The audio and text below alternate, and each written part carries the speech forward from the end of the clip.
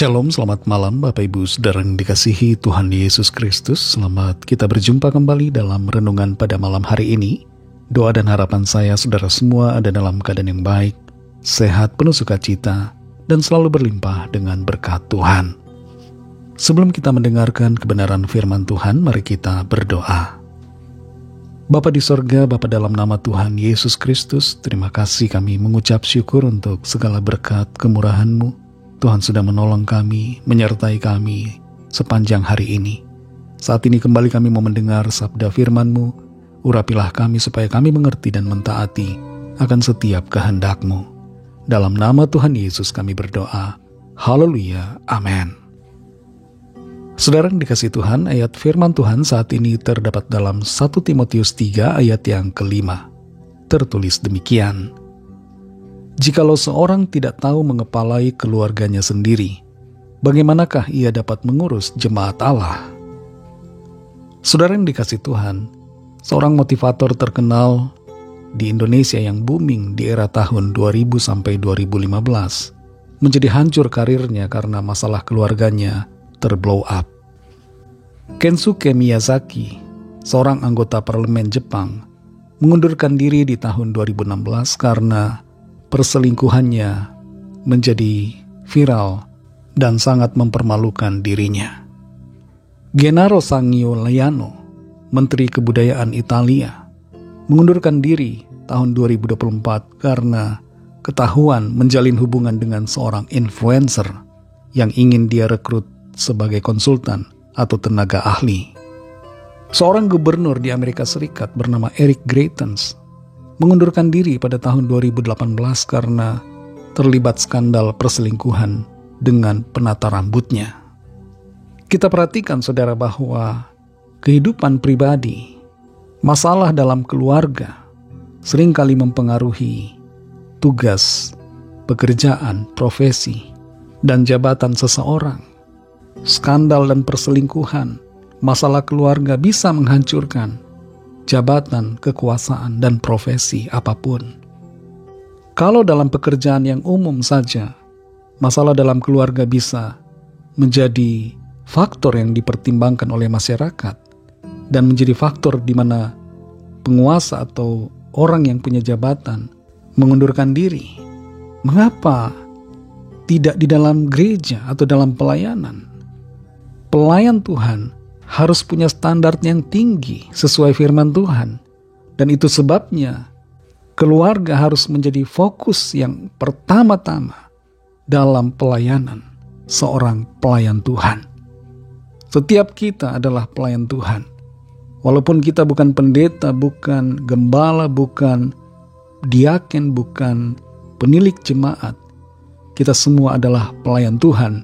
Dan fokus pertama yang jadi target pelayanan kita adalah keluarga kita masing-masing. Dalam 1 Timotius 3 ayat 5 ini tertulis, jikalau seorang tidak tahu mengepalai keluarganya sendiri, bagaimanakah ia dapat mengurus jemaat Allah?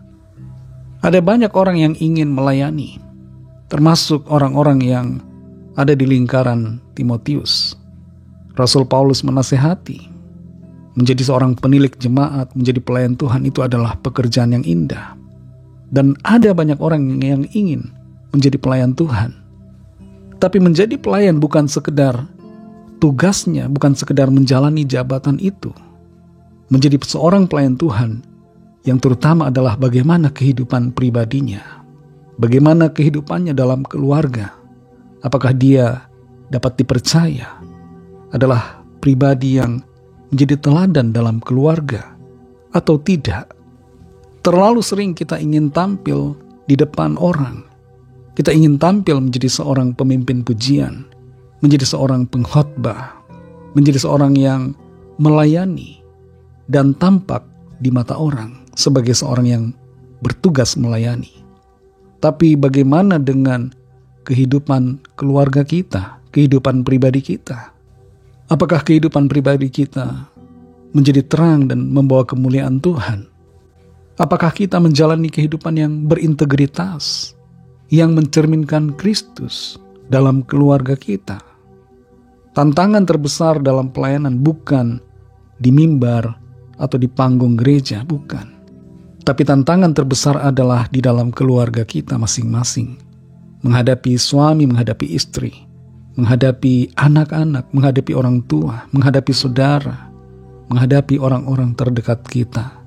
Itu adalah tantangan dalam pelayanan kita dan harus kita taklukkan. Kita harus dapat menjadi seorang pelayan yang dapat dipercaya, yang dapat menangani dengan kasih, di mana kasih Kristus menguasai hidup kita dan dirasakan oleh orang-orang di sekitar kita, mulai dari keluarga kita masing-masing. Saudara yang dikasihi Tuhan, bagaimana kehidupan pribadi kita? Bagaimana kondisi dan peran kita dalam keluarga? Jangan hanya ingin terkenal dan sukses di mata dunia, di mata orang-orang lain. Tapi milikilah fokus yang benar. Jadilah pribadi yang punya karakter, mulia, yang melayani, dan menjadi berkat serta teladan bagi keluarga. Integritas kita adalah modal yang utama untuk setiap pelayanan dan tugas pekerjaan kita. Tuhan akan menolong saudara dan saya, supaya kita dapat melayani dengan sungguh-sungguh, mulai dari keluarga kita, dan hidup dalam integritas secara pribadi di hadapan Tuhan. Mari kita berdoa.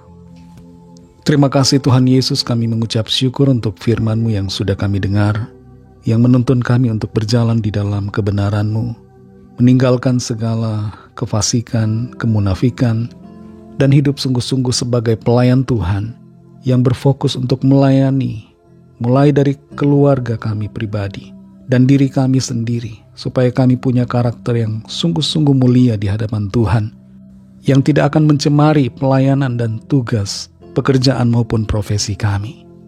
Terima kasih untuk firman-Mu, pimpin kami Roh Kudus, untuk kami selalu melangkah di dalam kebenaran-Mu. Berkatilah kami Tuhan di sepanjang malam ini dalam istirahat kami. Berikan kami tidur nyenyak dan bangunkan besok pagi dengan kekuatan yang baru. Kami berdoa mohon lawatan Tuhan bagi yang sakit dan yang sedang dalam pergumulan. Nyatakan kuasa, pertolongan dan mujizat-Mu bagi setiap kami. Yang lemah, yang putus asa, Tuhan kuatkan dan berikan semangat baru. Yang terikat terbelenggu dosa dan kuasa kegelapan, Tuhan lepaskan dan berikan kemenangan. Berkatilah bangsa kami Indonesia dan juga semua bangsa di dunia ini. Berikanlah keamanan, kedamaian dan kesejahteraan. Dan lawatlah dengan kuasa-Mu, agar setiap orang dari segala bangsa mengenal Engkau Tuhan dan percaya kepada-Mu. Ampuni kami akan dosa kesalahan kami, seperti kami juga mengampuni orang yang bersalah kepada kami. Dan pimpin kami menjadi sempurna seturut dengan kehendak-Mu. Dalam nama Tuhan Yesus Kristus kami sudah berdoa dan mengucap syukur. Haleluya. Terimalah berkat Tuhan. Tuhan memberkati engkau dan melindungi engkau. Tuhan menyinari engkau dengan wajah-Nya dan memberikan kasih karunia. Tuhan menghadapkan wajah-Nya kepadamu dan memberikan damai sejahtera. Berkat dan anugerah Allah Bapa, kasih karunia dari Tuhan Yesus Kristus, dalam persekutuan dengan Roh Kudus, menyertai saudara semua, sekarang ini dan sampai Maranatha Tuhan Yesus datang kembali, dan bahkan sampai selama-lamanya. Dalam berkat nama Tuhan Yesus Kristus, haleluya, amin. Puji Tuhan, saudara yang dikasihi Tuhan, saya percaya firman Tuhan menjadi berkat dan kekuatan buat saudara semua, dan Roh Kudus akan menolong saudara untuk lebih lagi memahami kebenaran firman Tuhan dan hidup selalu dalam kemenangan. Tuhan Yesus memberkati saudara semua. Sampai jumpa dalam renungan yang berikutnya. Haleluya.